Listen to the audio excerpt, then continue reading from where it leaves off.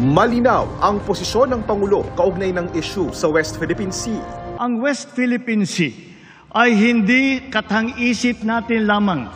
Ito ay atin.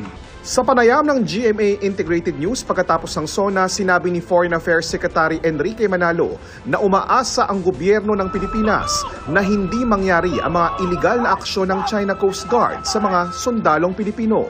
Kasunod yan ng nabuong kasunduan sa pagitan ng Pilipinas at China. Ayon kay Manalo, tuloy ang RORE sa mga sundalong nasa BRP Sierra Madre.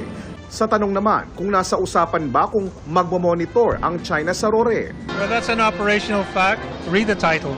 Sa kabila ng kasunduan, iginiit ni National Security Advisor Eduardo Año na hindi magpapaalam ang Pilipinas sa anumang RORE mission na gagawin ng Pilipinas sa Ayungin Shoal.